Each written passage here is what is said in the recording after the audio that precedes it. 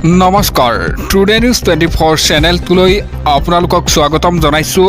আজি জানুৱাৰী 31 তাৰিখ।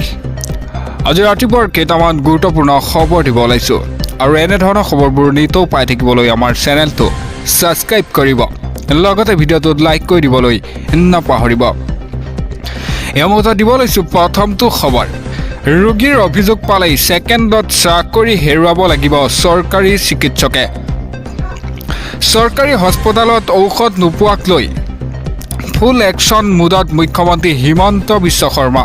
এতিয়াৰে পৰা হস্পিটেলত নথকা ঔষধ লিখিব নোৱাৰিব চৰকাৰী চিকিৎসকে। চৰকাৰী হস্পিটেলত চিকিৎসকে লিখা ঔষধ নাপালেই দিব পাৰিব অভিযোগ। হোৱাটছআপ নম্বৰ মুকলি কৰিব এতিয়া হিমন্ত বিশ্ব শৰ্মাৰ চৰকাৰে। দিব লৈছে এটা গুৰুত্বপূৰ্ণ খবৰ। সাৱধান, এটা ভুল কৰিলেই চাকৰি হেৰুৱাব চৰকাৰী চিকিৎসকে। আজিৰে পৰা ৰাজ্যত প্ৰযোজ্য হ'ব নতুন চৰকাৰী নিয়ম। চৰকাৰী হস্পিটেলত ঔষধ নোপোৱাক লৈ হিমন্ত চৰকাৰৰ ডাঙৰ ঘোষণা। ৰোগীয়ে অভিযোগ দিলেই ছেকেণ্ডত চাকৰি হেৰুৱাব লাগিব চৰকাৰী চিকিৎসকে।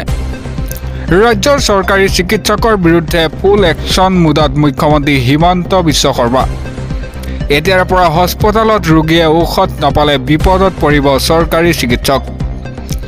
চিকিৎসালয়ত নোপোৱা ঔষধ লিখিব নোৱাৰিব কোনো চিকিৎসকে। চিকিৎসকে লিখি দিয়া ঔষধ ৰোগীয়ে নেপালে লগে লগে হোৱাটছআপ এপৰ জৰিয়তে দিব পাৰিব অভিযোগ। অতি শীঘ্ৰেই ৰাজ্য চৰকাৰে মুকলি কৰিব বিশেষ হোৱাটছআপ নম্বৰ। সেই বিশেষ নম্বৰত ৰোগীয়ে প্ৰেছক্ৰিপশ্যনৰ ফটো দিলেই চাকৰি হেৰুৱাব চিকিৎসকসকলে।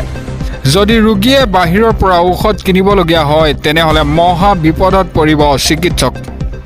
কোনো চিকিৎসক সাৰি যাব নোৱাৰিব হিমন্ত চৰকাৰৰ পৰা।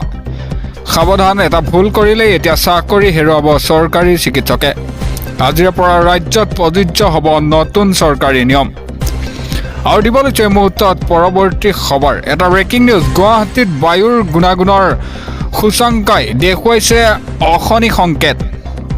হঠাৎ গুৱাহাটীত বৃদ্ধি ভয়ংকৰ প্ৰদূষণ গুৱাহাটীৰ বহুপযোগী হৈ থাকিবনে, তাক লৈ প্ৰশ্ন উত্থাপন হৈছে। ক্ৰমাৎ বিষাক্ত হৈ পৰিছে গুৱাহাটী মহানগৰ। গুৱাহাটীত বায়ুৰ গুণাগুণৰ সূচাংকই দেখুৱাইছে অশনি সংকেত।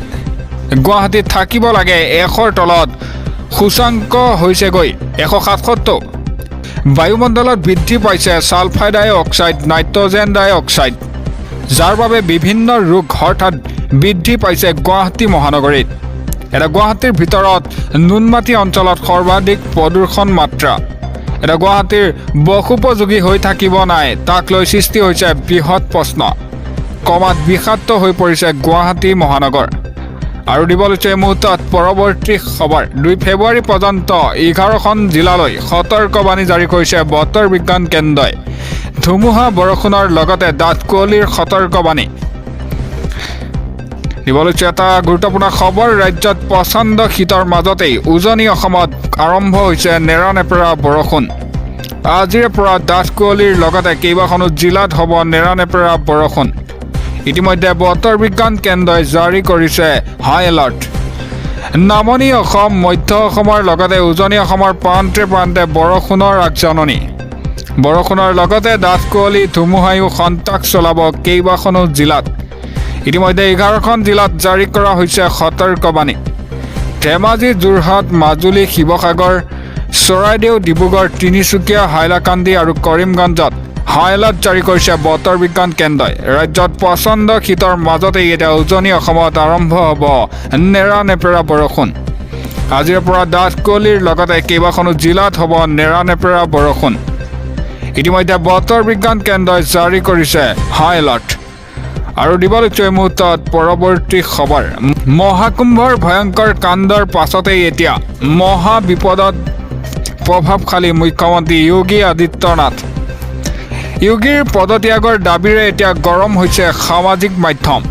দিব লৈছে এটা গুৰুত্বপূৰ্ণ খবৰ। মহাকুম্ভৰ মৃত্যুৰ ঘটনাৰ পিছতেই এতিয়া মহা বিপদত যোগী আদিত্যনাথ। যোগী আদিত্যনাথৰ ব্যৰ্থতাৰ বাবেই 40ৰো অধিক ভক্তৰ মৃত্যু হোৱাৰ অভিযোগ আহি পৰিছে। সামাজিক মাধ্যমত যোগী আদিত্যনাথৰ পদত্যাগৰ দাবী। সামাজিক মাধ্যমতে যোগীৰ পদত্যাগৰ দাবীৰে এতিয়া প্ৰতিবাদ সাব্যস্ত কৰে। 15জন লোকৰ মৃত্যুৰ বাবে পদত্যাগ কৰিছিল সাৰ্বিয়াৰ প্ৰধানমন্ত্ৰীয়ে। কিন্তু 40জন মৃত্যুৰ পাছত য়োগীৰ কিয় পদত্যাগ কৰা নাই তাক লৈ প্ৰশ্ন উত্থাপন হৈছে। এনে বহু প্ৰশ্নৰে গৰম হৈছে এতিয়া সামাজিক মাধ্যম। মহাকুম্ভৰ মৃত্যুৰ ঘটনাৰ পিছতে এতিয়া মহা বিপদত পৰিছে মুখ্যমন্ত্ৰী যোগী আদিত্যনাথ। যোগী আদিত্যনাথৰ ব্যৰ্থতাৰ বাবেই 40ৰো অধিক ভক্তৰ মৃত্যু হোৱাৰ অভিযোগ আহি পৰিছে।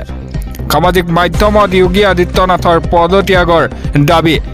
আৰু দিবলৈছে এই মুহূৰ্তত পৰৱৰ্তী খবৰ। কোৰাণক অপমান কৰা যুৱকৰ সৈতে এতিয়া ভয়ংকৰ ঘটনা। কোৰাণক অপমান কৰিলে কোনেও সাৰি যাব নোৱাৰিব বুলি হুংকাৰ দিয়ে মুছলমান লোকে।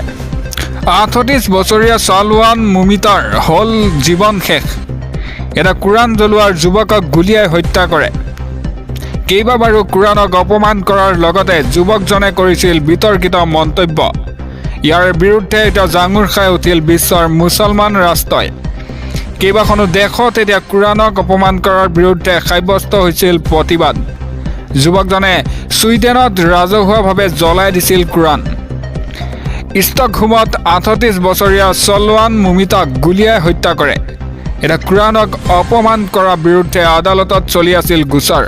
কোনে যুৱকজনক হত্যা কৰিলে তাক লৈ আৰম্ভ হৈছে এতিয়া তদন্ত। কেইদিনমান পূৰ্বে ছুইডেনৰ চোৰাংচোৱাৰ সংস্থাই ইৰাণৰ পৰা লাভ কৰিছিল ভাবুকি। কোৰাণ জ্বলোৱাৰ যুৱকক এতিয়া গুলীয়াই হত্যা কৰে।